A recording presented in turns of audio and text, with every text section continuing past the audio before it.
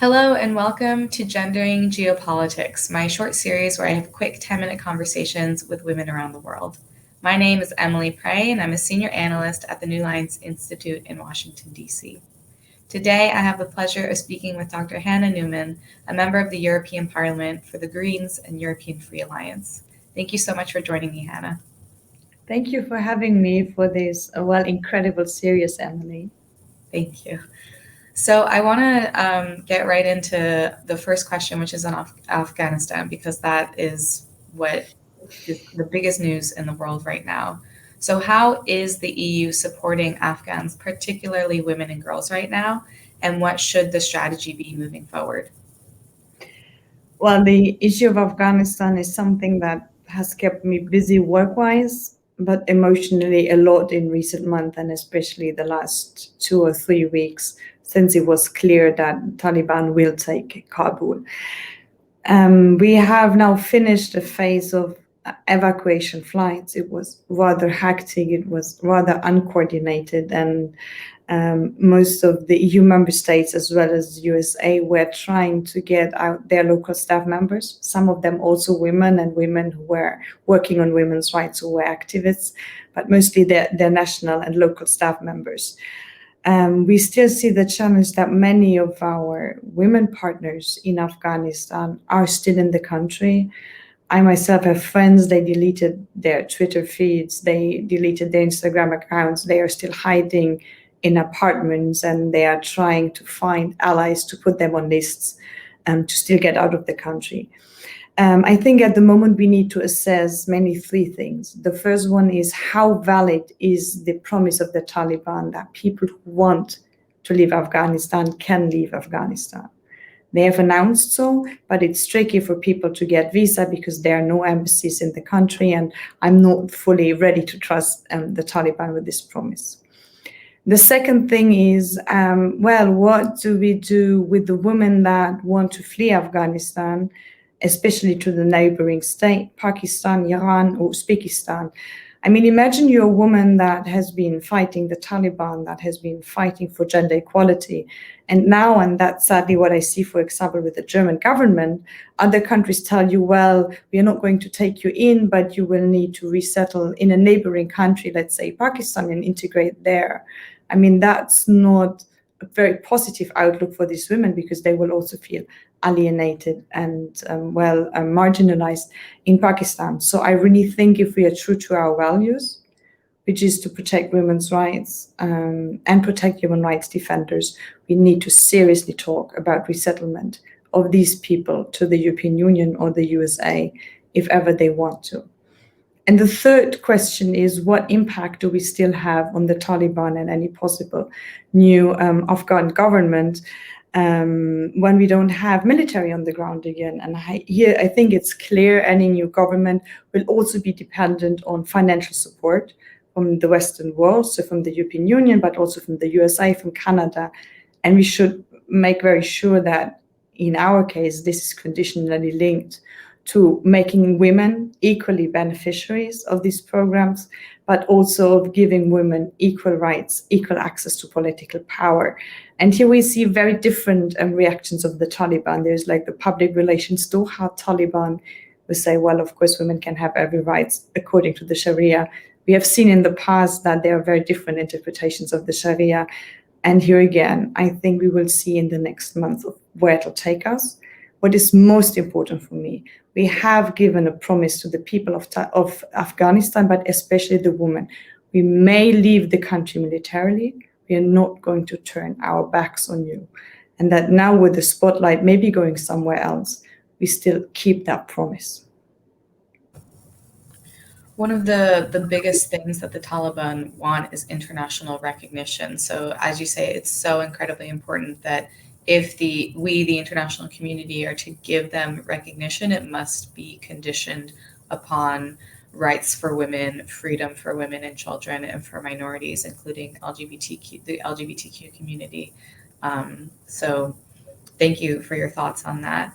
And I think this links very well to my next question, which is on feminist foreign policy, and how the EU is engaging with Afghanistan would fit well within a feminist foreign policy. So how has the EU been engaging or not engaging with a feminist foreign policy? Well, if we look at the rhetoric and the action plans and the strategies of the European Union, they are very good, they are very considerate. There is a lot of talk about gender mainstreaming, making gender equality one of our core goals in foreign and security policy. And there's also, and that's a bit different to the classical women, peace and security agenda, talk about more diversity when it comes to LGBTI and other minorities. So on paper, I would say we are pretty good. The problem is that we still face a lot of challenges in the European Union when it comes to walking the talk. When it comes to walking the talks in how we interact with other countries, what development priorities we want them to adopt, but also when it comes to walking the talk with our own EU institutions. So, for example, the European Union External Action Service, which is like our Ministry of Foreign Affairs, we only have about 30% of the ambassadors being women. We also see with our EU peacekeeping missions, so the CSDP missions never was a military mission headed by a woman. So there we really need to catch up. And when I discuss with my colleagues in the EU institutions, but also in the EU member states, Ministry of Foreign Affairs, I often realize that there's this willingness to, in general, do something about gender equality. But when we're really talking about the hard stuff, so about putting people in certain positions, or about how do we spend resources, how much money do we have, for example, for trainings of unconscious gender biases and these things that really change institutions, well, then we are losing out a bit. So I see my role as someone who has pushed for very strong strategy and action plan, but who now continues to really closely watch how well it is implemented and to remind them of their promises. Of course, words can only do so much, so actions are incredibly important in this. What are the top 3 issues that you wish the EU would focus on that aren't getting the attention that they necessarily deserve? The first thing, and for me, that's really the basis of a good foreign policy, is how can we make sure that the diversity that we have in our own society, but the diversity that we also have in these many countries and societies where we roll out our foreign policy, our development policy, is actually reflected in the decision-making process. I think Samantha Power once said so nicely, foreign policy is still people with badges talking to people with badges, and I would even add, and most of them wearing black suits and ties. So it's still men, it's still state institutions, state bureaucrats, and that doesn't, and we really need to break that pattern. So we need to make sure we have women, we have minorities, we have civil society, and them not just being on side events or put in addition, but them really becoming core of a decision-making process on equal footing. So that for me is one thing. The next thing we clearly need to look at is the climate issue. I think we have lots of discussions domestically on how can we implement the Paris Agreement, how do we need to change energy production, how do we need to change mobility, how do we need to change agriculture. But each of these components also has a foreign policy dimension.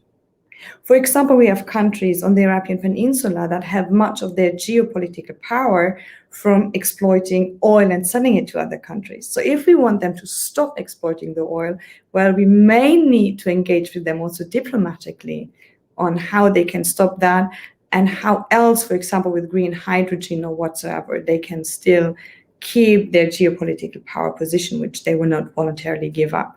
So that's something we need to understand much better and feature it much better into our foreign policy. And the third aspect, and now we are basically going back to Afghanistan, is how do we support and protect those who support and protect and champion our values elsewhere, the human rights defenders, the women's activists. They are the best agents of change in their local context, in Afghanistan, in Iraq, in Rwanda, you name it. So we really need them if we want to change these countries towards human rights and democracy. But we also, I think, have a strong responsibility to protect them and to support them in the work they do. And here, sadly, we often felt short in the past. Hannah, I want to thank you so much for your time and for your comments today. I really appreciate you coming on the show. You're welcome, and hopefully this cooperation continues.